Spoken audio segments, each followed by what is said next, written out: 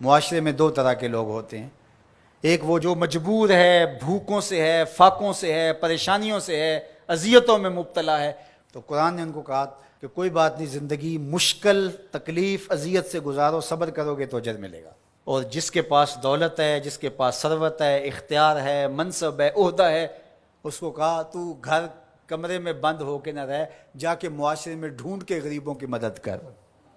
جس کے پاس ہے اس کو رحم کا درس دیا، جس کے پاس نہیں ہے اس کو صبر کا درس دیا۔ اب مجھے بتاؤ، معاشرہ اگر ایسا ہو جائے گا، جس کو مشکل ہے، تکلیف ہے، وہ اپنی سفید پوشی کا بھرم نہ ٹوٹنے دے، وہ کہے کہ میں اپنی سفید پوشی کو داغ نہیں لگنے دوں گا، جیسے تیسے گزارا کر لوں گا۔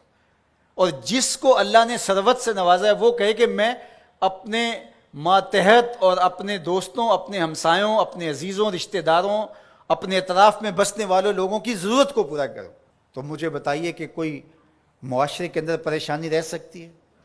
ایک گلی کے اندر 10 گھر رہتے ہیں، فرض کرو اس کے اندر 2 یا 3 گھر غریب ہوں گے، 4-5 گھر جو ہیں متوسط ہوں گے، جو اپنا کماتے ہیں، ضرورت کو پورا کرتے ہیں، 2-3 گھر جو ہے وہ امیر ہوتے ہیں۔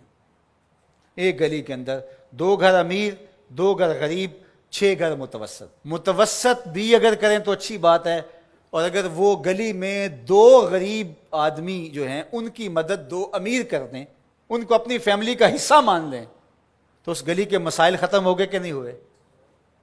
ان کی بیٹیوں کے رشتے قبول کر لیں، مسائل ختم ہوئے کہ نہ ہوئے؟ اس طرح گلی گلی، بستی بستی، صبر کرنے والے صبر کر کے دکھائیں۔ سید علی المرتضیٰ رضی اللہ تعالیٰ عنہ سے روایت ہے، آقا کریم نے فرمایا جو اللہ کے دیے گئے تھوڑے رزق پہ راضی ہو گیا، اللہ قیامت کے دن اس کے تھوڑے عملوں پہ راضی ہو جائے گا۔ اس کے لیے کتنی موج ہے۔ دنیا میں تو تکلیفیں سہی، دنیا میں تو اذیتیں سہی، لیکن آخرت میں اس کا صلہ کتنا ہے؟ جو دنیا میں اللہ کے دیے تھوڑے رزق پہ راضی ہو گیا، جس سال میں بھی تھا اللہ میں واہ واہ خوش ہوں تیرے پہ، تو نے مجھے صحیح رکھا ہے، اتنا بھی بڑا کرم ہے کہ تو نے مجھے عطا کیا ہے، سانسیں تو چل رہی ہیں نا، مالک تیرا شکر ہے۔ جو اللہ کے دیے گئے تھوڑے رزق پہ راضی ہو گیا، اللہ قیامت کے دن اس کے تھوڑے عملوں پہ راضی ہو جائے گا۔ اور اس کا معکوس کیا ہے؟ جو اللہ کے دیے گئے زیادہ پہ بھی راضی نہ ہوا، ایک وہ بھی ہیں جو اللہ کے دیے تھوڑے پہ راضی ہو جاتے ہیں، اور ایک وہ بھی ہیں جو اللہ کے دیے زیادہ پہ بھی راضی نہیں ہوتے۔ بعض اوقات کسی غریب سے پوچھتے ہیں سناؤ کیسے حال ہے، تو وہ کہتے ہیں اللہ کا شکر ہے۔ اور بعض اوقات کسی فیکٹری کے مالک سے پوچھتے ہیں کیا حال ہے، وہ کہتا ہے چل ہی رہا ہے، آپ کو پتہ ہے آج کل گزر ہو ہی رہی ہے، اس کی گزر ہو رہی ہے۔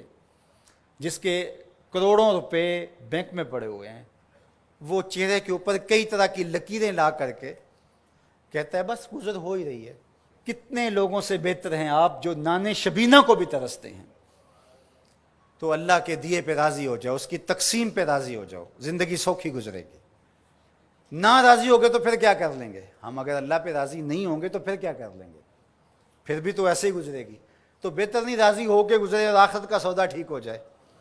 تو ان کو کہا جو پھنسے ہیں، جن کی گردنیں پھنسی ہوئی ہیں، تم ہر حال میں اللہ کا شکر ادا کرو۔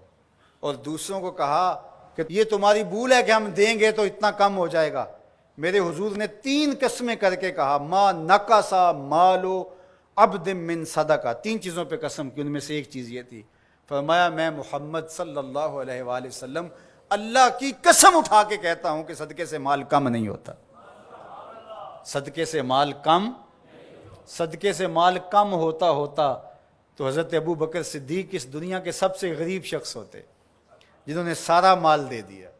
حضرت عثمان غنی سب سے غریب ہوتے، حضرت عبد الرحمن ابن عوف سب سے غریب ہوتے، جنہوں نے 30,000 غلام آزاد کیے زندگی میں۔ تو مال خرچ کرنے سے کم نہیں ہوتا، اور یہ بات حضور ویسے بھی فرما دیتے تو کافی تھا، لیکن میرے حضور نے قسم کر کے کہا کہ میں رب کی قسم